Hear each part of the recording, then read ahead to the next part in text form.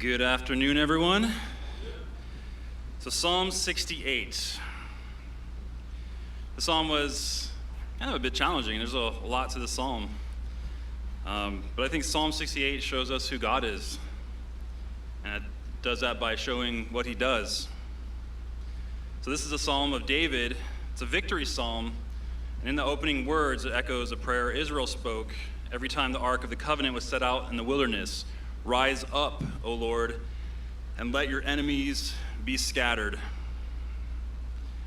So this psalm looks back on how God went before his people, leading them through the wilderness, defeating their enemies, and dwelling among them. It celebrates a God who doesn't remain distant. Our God is a God that moves with his people. He fights for his people, and he makes his home among the redeemed. So Psalm 68 starts off with a declaration of movement. Again, God shall arise, his enemies shall be scattered. Again, our God is not distant. He's not passive. He's the living God, active, present, and powerful. So as the psalm unfolds, we're given a portrait of our God. He is awesome and mighty, yet near and compassionate. He subdues those who oppose him, and he satisfies those who trust in him.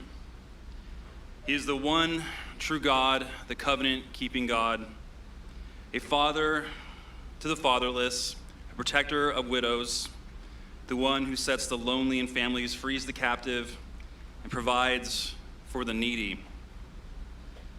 It reminds us that God's greatness is not only seen in his power, but in his mercy toward the weak. So when you think of God's power, do you also trust him with your needs? Do you believe the God who rules over all things is near enough to care for you personally? Well, he is. Is our God both great enough to rule the world and near enough to carry your burdens? Absolutely. So Psalm 68 shows us that God is sovereign over creation. The earth trembles at his presence. Rain falls at his command. The wilderness is sustained by his hand. He's also sovereign over nations. Kings rise and fall before him. No power stands outside his rule. And the psalm turns pretty personal. Blessed be the Lord who daily bears us up. The God who commands armies also carries burdens. What burden are you carrying today? Have you entrusted it to God, the God who promises to bear his people up daily? In Psalm 55, the word tells us to cast our burdens to the Lord, and he will sustain you.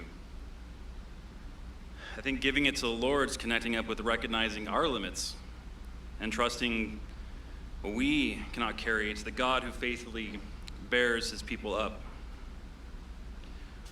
We're not the one who holds the world together. He is. So going back to Psalm 63, he says, "My soul clings to you, your right hand upholds me." You can kind of notice the order. We cling, God upholds. I think giving it to the Lord is trusting his grip, not ours. It means continuing in obedience without carrying the crushing weight of outcome control. Psalm 37 says, "Commit your way to the Lord, trust in him, and he will act." So Psalm 68 continues, God is pictured as a victorious king, marching before his people, dwelling among them, and reigning from Zion, as we see in verses 24 to 27. And this is not because Zion is the highest mountain, but it's because God delights to dwell there. Our God does not rescue from a distance. He moves toward his people. He moves toward us. He travels with us. He makes his dwelling among us. And all of this finds its fulfillment in Christ. Christ is the true victorious king. He descended in humility, bore our burdens, defeated sin and death, and ascended in triumph. Verse 18 tells us that when Christ ascended on high, he led captives in his train and gave gifts to his people. And now, by his Spirit, our mighty God dwells with his people still. He dwells with us. How amazing is that?